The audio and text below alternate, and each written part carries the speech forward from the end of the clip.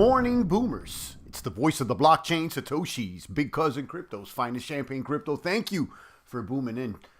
Shout out to all the maniacs out there. I see Eddie Spaghetti over there in the Discord. It's the real life Boss Gains. Everybody tuning in to this live broadcast over here on YouTube. We are preheating the metaverse oven to what's the price of BTC right now? 36, almost 37 and beyond. Make sure you hit a like, a subscribe, a post notification bell, a ding ding. Stay tuned in to the good meta word as we continue to boom. Shout out to all the meta cocks out there, my big roosters. Let me check out the chat, see what's really going on. I see Poison, Cryptmatic, Lucian, Luca, Adrian, a few guys in the box today. Shout out to all the guys. I see you guys. Today we're going to be talking about play to earn staking. It's obviously the trend. I want to go ahead and explore it a little bit more. Play to earn NFT staking specifically. Here's the meta trend. You're seeing more and more coins gamifying things, and it's the stake and bake. And I was thinking about this right before hitting start stream. It seems to me like these staking NFTs are the new DeFi shit farms. Okay, a lot of them. Okay, and there's a lot of similarities to DeFi here. They're just putting JPEGs to it. So if you're a DeFi maniac, stay tuned, stay tuned in, and pay attention here because there's a lot of similarities. The mechanics that are going on in the background are definitely DeFi-esque or very much mimicking DeFi. Shout out to Poison, Cryptmatic, Lucian, and the rest of the boomers, guys. Make sure you share this if you can over there on Discord. Please share it over there. Let the boomers know that the champ is live. Booming with the best of them. Shout out to everybody who's joined the Discord. I appreciate all you maniacs. I've been in and out of the VC with some of you guys. I appreciate it. And we'll continue to stake and bake them. And we'll continue to find the alpha. Okay, I've actually found we all know what the alpha is, but I didn't actually know where it came from. And someone mentioned this on a chat the other day. The alpha is the difference between and this is in traditional stocks, it's the difference between what the fund or portfolio does against the market. So if you outperform the market, that difference will be the alpha. So that's really what it is. Now, the term is used differently here in crypto, but that's where it's derived from. So, I learn a little something every day. I learned that. So, shout out to Satoshi Student. Shout out to Luca and the rest of the maniacs. I want to talk about these staking NFTs. Obviously, we've been talking about the creeps, but there's more trending and more coming out. I just dropped an infographic that explores some of the top staking NFTs and what their yields are. And that's fluctuating. I don't know how true it is, but it actually gives us a list. And I would like to share it with you guys in just a moment. Let me go ahead and check out the markets just to recap and see what state things are in after Jerome Powell announced yesterday at the Fed meeting that they're not going to raise rates. Just like I thought. They're not going to raise rates. They may do it in March. And it's basically dangling the carrot at the end of the stick so that the market keep going. So what did I say? I wasn't expecting any rate hike or anything like that. These people are drunk on fiat, and I would expect them to continue to print money like no other. And you know that what that means, hyperinflation. So make sure you're holding these hard assets and limited supply assets, specifically Bitcoin. In my opinion, I'm not your crypto daddy. Maybe I should be. Let's check out the markets here, guys. Display share here, BTC. Am I up to date here with BTC? We got $37,000 BTC. We got $2,500 Ether. Binance at 377. Listen, we've been through the storm out here, and it looks like we may be breaking out here after the news. I know there was a slight pump and dump. It could have been a fake out or whatnot, but again, I still think that the big macro picture here is favorable for things to go up, in my opinion. So you got, the big dogs. It seems like they reacted. They're down. They went up and down. Let me actually pull up TradingView. Let's see what's popping on TradingView. Check out the big charts, the big dog chart.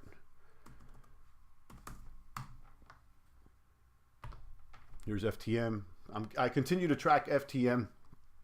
One of my favorite alternatives to Ethereum. I think that this thing has legs. It's gone up. It's gone down. I've held through all these storms, these dips, dives, rides, and slides. We got in in the summer, basically, or before the summer. I know we got in somewhere around here before the pump of everything, and we even held through this December dump and this recent dump that we saw here, which was pretty profound as well, all the way down to $1.90. FTM right now against USDT still reading sell like most of the coins, but you know, this could be an accumulation period for those that are willing to hold mid to long term. Spell, Time, Sand has been doing good. Sand announced, the Sandbox announced some sort of grants that they're giving to, developers to continue building in their space. And I kept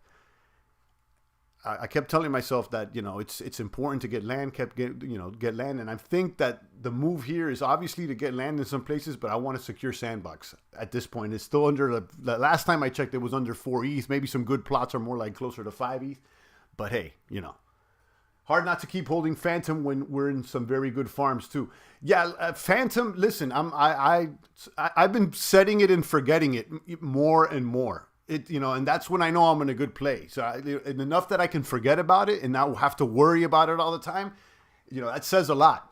You know, and BTC is the supreme token that qualifies for those, for what I just said. So the fact that Phantom is acting more like that, you know, that I can set it and forget it, I like that.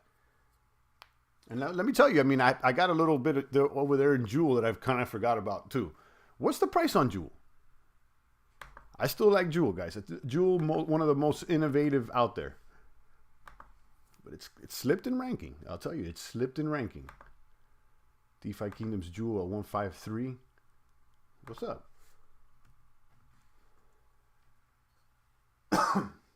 $7.81. It's down. It's getting clobbered. I mean, this thing, you know, was at $22 not too long ago. But then again, you know, the price it's at now, it's still above where we got in, and we've been farming it down like maniacs. So hey, I'm holding the hand, and look, it looks like we're rebounding here. So it's still good. It's down 65% from its all-time high 22 days ago. So let's talk about these staking NFTs. Let's get to the topic at hand here.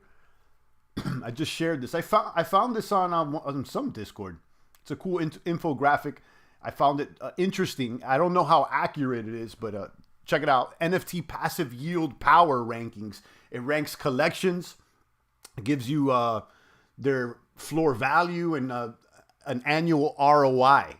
Okay, this is an approximation. Okay, you know, this thing has changed because I'm looking here at Creeps Genesis. It's ranked as one of the top collections as far as ROI with passive staking, but it says here that the floor is 7.29, and that's a okay price. It's gone as high as like 10.5.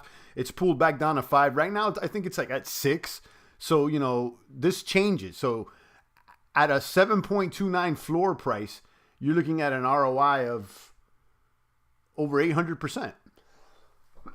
So when I'm seeing this list, I'm reminded of DeFi shit farms. I'm reminded of DeFi shit farms. You know, here's the high APRs, and you know, so I'm thinking about this, and I think the strategy is very, very similar to DeFi, where you're having all these new projects, all these new names, and they're very memeish, just like how they were in DeFi. The same thing is kind of occurring over here, guys. You know, you want to get in early, you want to stake and bake, but you don't want to stay hanging out too long. Okay, because yeah, the APRs could be high, but they can drop, and it's all about timing, really. It's all about timing. So you can see some of the collections here. Most of these I'm not that familiar with, but it seems like Ooga verse, and you guys probably can't see it because I can barely see it here on my screen. Let me see if I can zoom in a little bit. No, I can't zoom in for whatever reason. This is on Discord. Pull back up.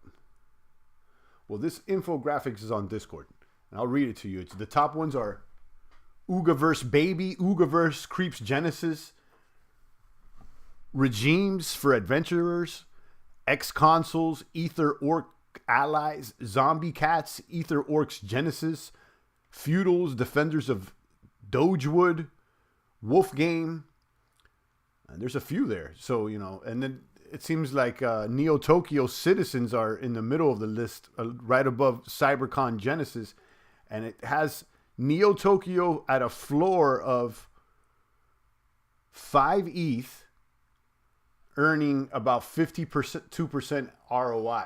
So that's a lot less than, you know, Creeps Genesis, which is at 800%. So it also gives you the break-even days. But, you know, this thing changes.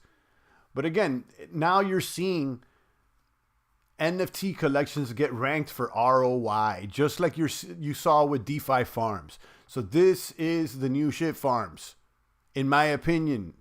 Okay? And the majority won't last, so you want to make sure you extract that APR and keep moving. Okay? Shout out to Poison. Shout out to Satoshi Student, Luca, and the rest of the boomers out there. Now, there's a few that are not listed here as far as staking. And I'll talk about what I did very recently with one of the stakers and bakers NFTs here. And it's Humans of the Metaverse. I just upgraded my land here to, I put an office on it, and now I can stake my humans, and they earn an extra 20%. I haven't staked them yet, but I just reached, and I'll show you guys I got so many tabs up here. The Meta City, hold up. Right here, Meta City. Boom. Here's the Meta City. I got this little plot up here, and I just upgraded it to an office. So you see this little green plot up here? This is my plot. I got another one that I don't have any buildings on. So you could add either an office or a house. The office is basically a staking contract, which allows you to stake your humans up to 3 in that contract, and you earn an extra 20% of whatever your human earns base. You also have the option of upgrading to a house, and the houses allow you to breed more humans, but that feature is not live yet. So the houses are 500 humans of the metaverse, and offices are 1,200 humans of the metaverse. I shared this Dex tool links yesterday. Hodem currently trading at 48 cents. It pumped to 75 cents just a few hours ago, and now there's a massive dump. You know, there's a strong volatility in these young coins. The market cap for Hodem right now is only 1 million. Or what was it? It's somewhere up here. 1 million. 1,073,000. It's just hit 7 figures. So this thing is a young gun. Okay. And comparing this more to DeFi, it's all about the LP pool and the liquidity. Now these tokens are figuring out what DeFi did a long time ago. It's like, oh, not only could we have a little JPEG, but we could stake it, and you know, we can create a liquidity pool and people could trade against it. And now they're using Uniswap. So it was a while, even before Creeps did this. Creeps, obviously you guys know about Creeps. You earn the Lumi tokens, and it wasn't until after a month or so that there was a liquidity pool that the community made. And the same case with Hodem, and then the same case with Cool Monkeys, which haven't even started earning the tokens yet. And I'll show you the Cool Monkeys. And I talked about this yesterday. Well, this is their main page. And you can see they're making their own little metaverse or whatever, but it's going to be breeding and baby monkeys. So basically you'll be able to stake and earn rewards in the form of NFTs. This is just DeFi with pictures. Okay, DeFi with pictures and a storyline. That is it. Okay, so if you're a DeFi head and you're on the sidelines because you think this NFT stuff is too meme-ish or whatnot, what's going on now, okay, is DeFi tokenomics in the background. All it is DeFi with JPEGs. And a few little twists and turns, but you know, that's basically what it's boiling down to here, guys. Good morning, Carlos. I see you. So let me pull up the Cool Monkeys OpenSea.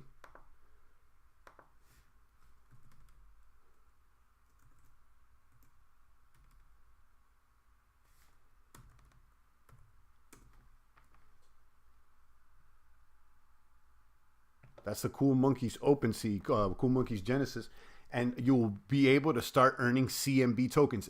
Earning the CMB, that feature hasn't even kicked in yet. Like the staking feature hasn't even kicked in yet. So this thing is still like, and I'm not just saying Cool Monkeys. A lot of these projects, they're going ahead and just selling the NFT, and then hoping or waiting for the community set up some liquidity, and that takes some time. So these are small projects, and this thing is growing. Okay, so it's not just like, comparing it to like CryptoPunks, which, yeah, it did great, but like there's no staking with CryptoPunks. They don't have a utility other than, the way it makes you look. Now these, they have a little bit more function. The better word is functionality. Because, yeah, there's utility to CryptoPunks. I mean, obviously, there's social utility and whitelist potential utility. I'm just saying functionality with smart contracts. So these are Cool Monkeys Genesis floor price at 0.76. It went down a little bit. It was at 0.9 yesterday, but this still holding strong. And you can see these monkeys. I got a few of these. I haven't sold any. I think I will consider once, the game, they start earning the tokens and there's the liquidity pool gets locked in, when it debuts. I think, that's when perhaps maybe I'll start selling some of the tokens.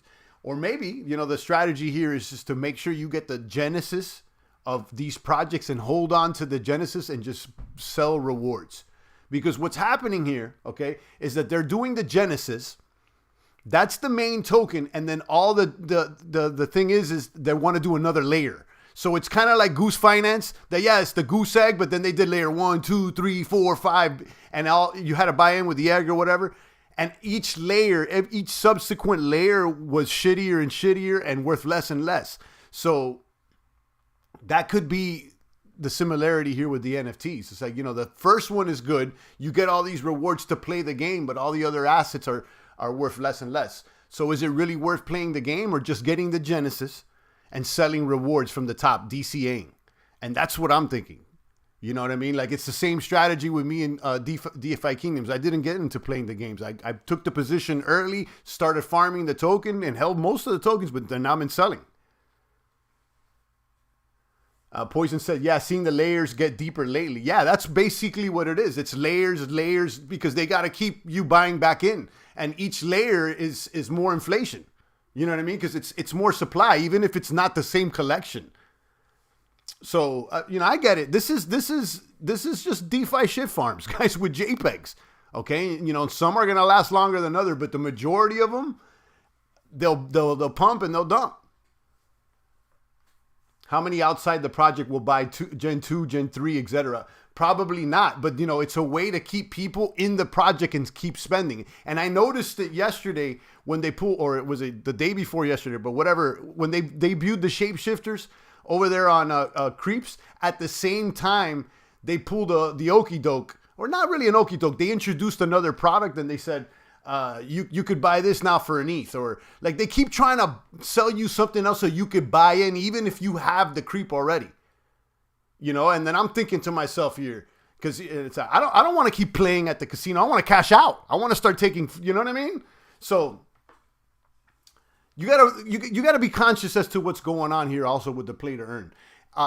Another thought, I have a bunch of random thoughts, and they're not in order, but another thought I had with play to earn is that it's a little different in the sense that the rules can change mid-game, and that, is not necessarily attractive, because that's not, it's something that you can't control, and it seems like it's becoming more and more okay for these games to be like, oh, all of a sudden, we're going to lower the price, and all of a sudden, we're going to do this, and all of a sudden, we're going to do that. To our favor or not, so it seems like the rules could change, and that's not very decentralized or DAOish with these play to earns. It's like you're dealing with a centralized authority and a game maker, a game developer that may just switch the rules up on you at any moment. Okay. And you just got to know what you're dealing with. So how cool is a game that the rules can change? I get it. It may be cool or not, but like, the most solid games, the rules are set in stone. If you got to keep changing your game rules, that ain't that fly of a game. Yeah, it may be good to watch and see how people react, but like, basketball's basketball. There's no new rules in basketball, and it's been working for 100+ years. It's because it's a good design game. You know what I mean? Like, so it's something to consider. I had this thought too, because they switch. Some of these NFTs projects will switch up the price on you, or they'll switch up what the token could do. It's like, oh, all of a sudden now the APR changed. We're gonna do this, And look, that exists also in DeFi, but DeFi, since it's more, decentralized finance, they try to present it more as like, okay, this is exactly what the project is. These are going to be the parameters. But when it's gaming, like that's also an excuse for being like, oh, we could do whatever we want. It's a game. So you just got to know what you're getting into. That's all.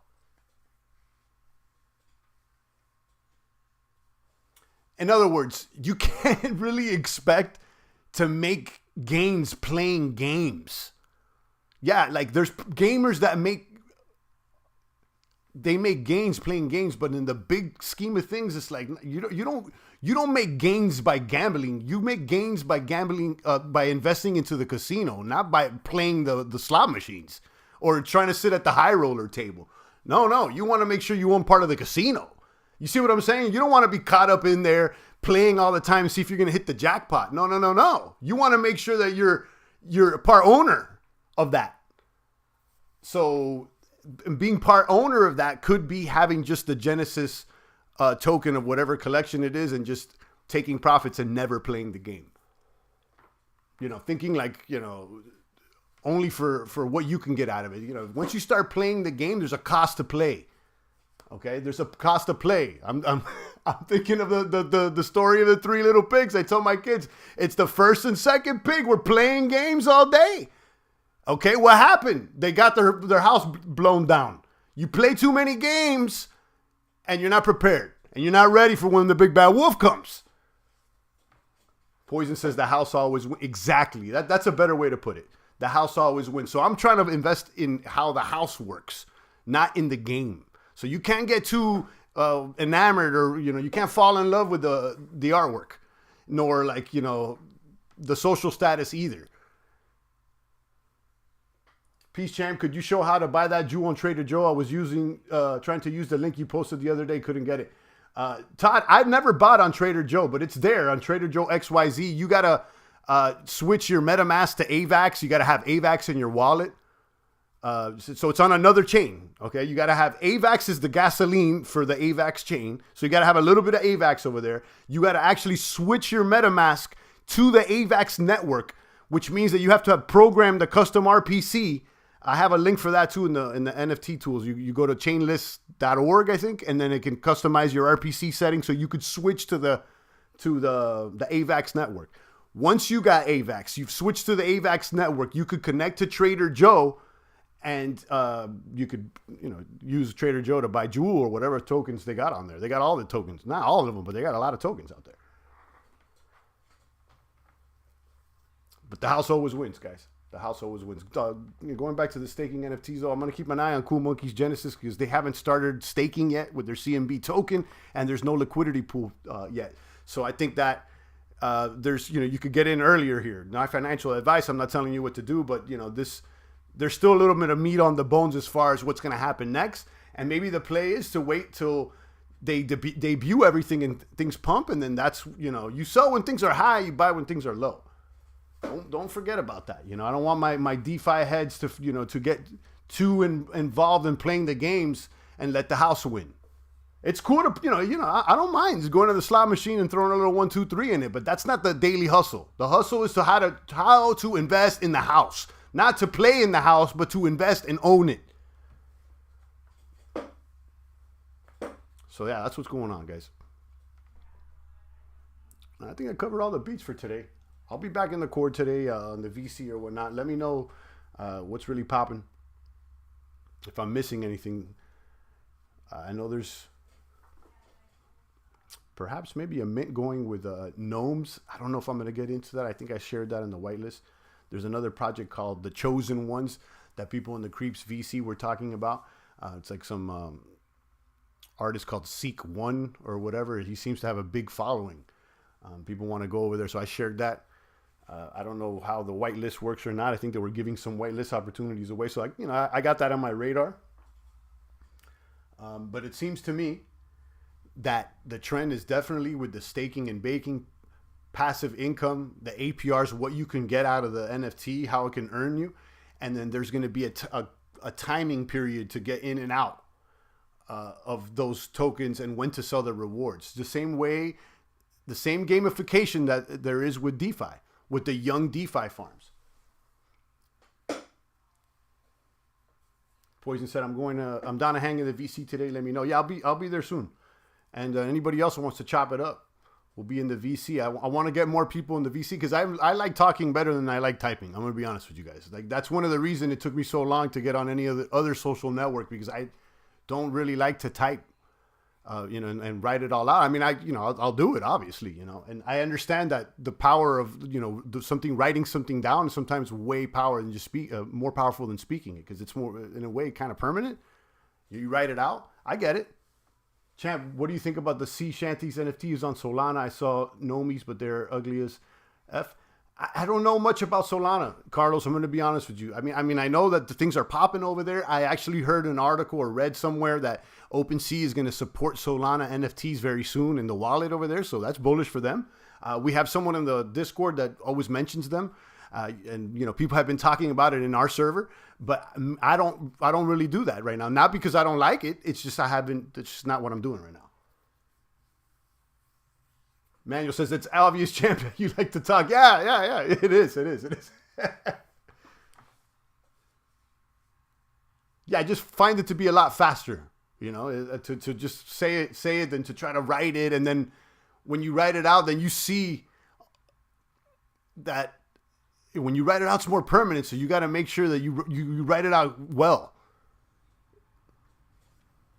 So it takes longer.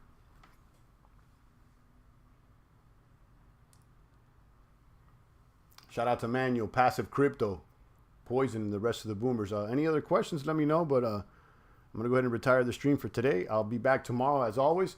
And I'll be in the Discord if you guys want to chop it up. The link is down below.